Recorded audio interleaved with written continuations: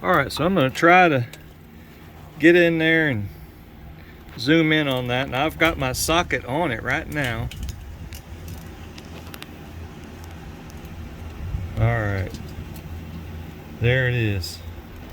Wow, I know that's really hard to see. So I'm going to dip the camera down there so folks can have a good look.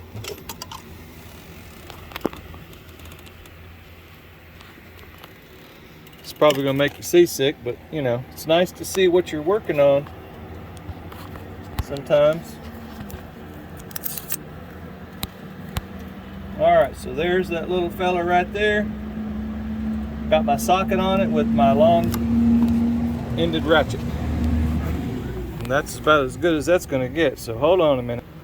Alright, so I've got you back down there where you can watch.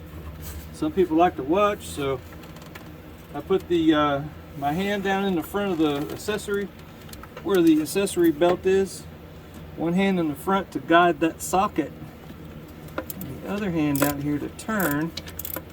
And it's pretty loose now. I always leave that one on the top tight so that the other two don't have the part leaning on it while you're trying to take it out. And of course, this particular one's got a lot of goop on it, so it wants to not turn that easily.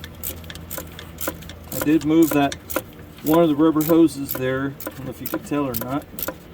I moved one of those rubber hoses a bit out of the way. This one here, touching it with my wrench. I don't know if anybody could see that. Alright, so it turns a bit with my finger, but then it gets all gooped up. So let's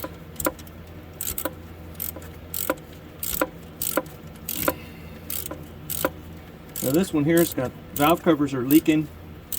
I ordered a tool to take the water pump pulley off. It's like a $120 tool off of, I think it's Amazon. It's an OTC tool, I think.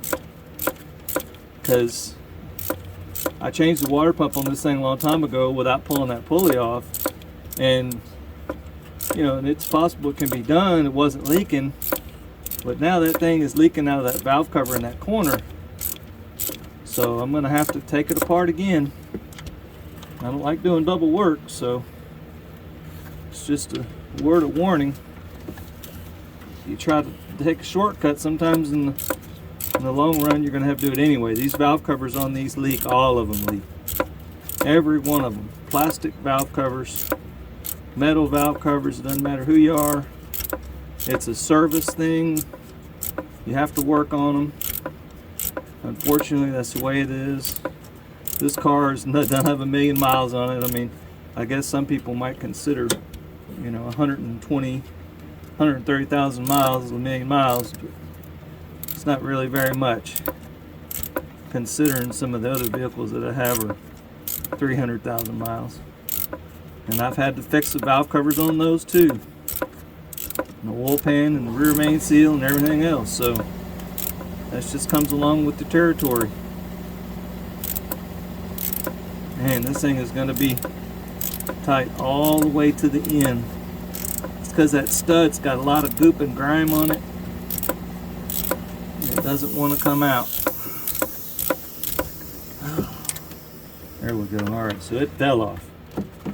Good riddance, buddy. Just fall on the ground down there somewhere. Now my hand's all nasty. Touching the hand. Because that oil is just leaking from that valve cover up there. It's just getting on everything. Alright, so just, you want to clean things up, change the valve cover gaskets. Alright, so this top one, let me get my short tool out. You always want to be careful with this radiator here. This radiator, aluminum radiator, is real thin. You ding it in the wrong spot, it's going to leak. So just be careful with that and don't let this thing flop out and ding it somewhere. And it's going to be a tricky job maneuvering this little feller out of there. I'm going to put that hose back down there. It's probably going to be in the way again. I did drain the radiator on this car, but not for this. Just needs the radiator to be flushed. And that thing's in a tight spot there. There we go. Down there. Get out of the way, because I see that alternator looks like it's going to come out that way and come across. So come off of there, you little rascal there.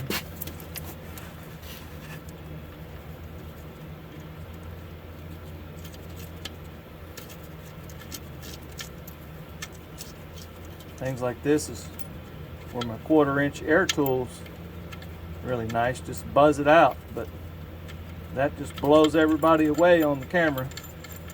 Blows the speakers out. So that's a really long bolt. Let's see. Yeah, it'll come out. All right, so there we are. Got that bolt out. The other 2 studs are down there. Now I'm hoping that this thing will slide out off of those studs. There's no guarantees though. These AC lines are in the way immediately, and it's already slid down pretty good ways. Let's have a look.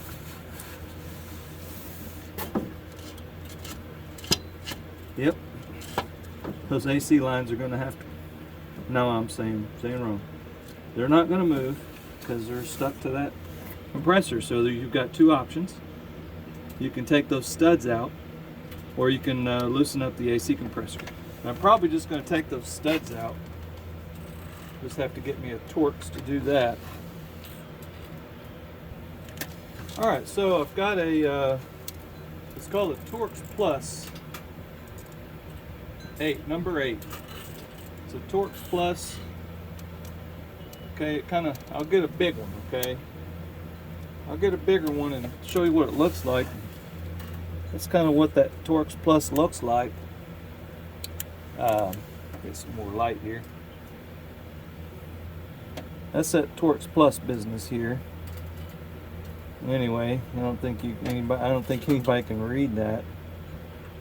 But it's a Torx Plus, and these particular ones, you know, some of these parts, car parts have the funny Torx Plus on them. So there we are. I got a set of those doodads. Got my 1/4-inch drive ratchet wrench here. See if we can get this feller, get this stud out of the way. This one is something we can get to. You can see it easy and I can get to it. The other one, I have to figure out something on that. Got it with my hand and do like before. It's just a tricky job. Looks like it's coming out just fine.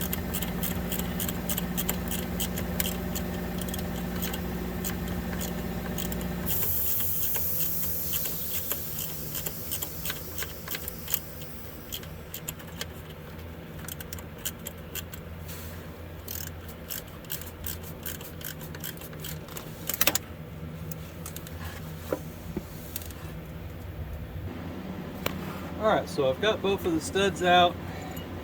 I just paused the camera because I didn't think it was worth it for everybody to sit there and watch. But here's the studs right here. The threads that went into the motor were just as long as the other end, so it just took forever. Now the other one I was able to do it with a 1/4-inch drive air tool.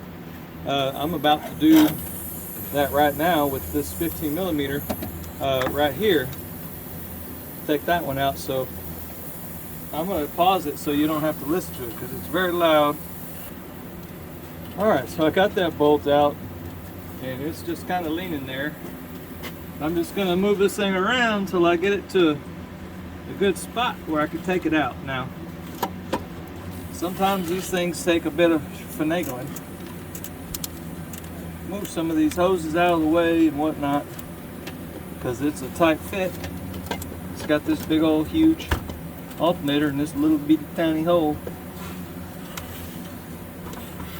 And this car's got all the options on it, so it's got to have a 120 amp alternator or whatever this thing is. It's pretty good size. Just try not to ding the radiator. That'll end everything right there. You're going to wish you pulled the thing out instead of tried to do this without pulling it out. It may be the case. See what happens here. Looks like it'll come out. Hang on a sec. I'm gonna get me a piece of cardboard. That's the way to do it. Alright, so I got the cardboard set in place from a radiator. I've got the alternator turned all the way around.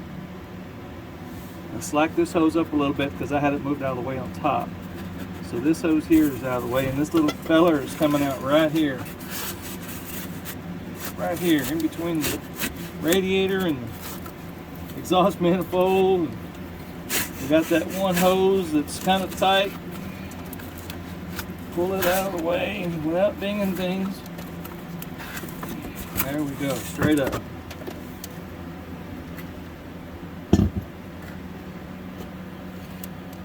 Well, that's it for today. I hope that helped. Please subscribe. Have a good day.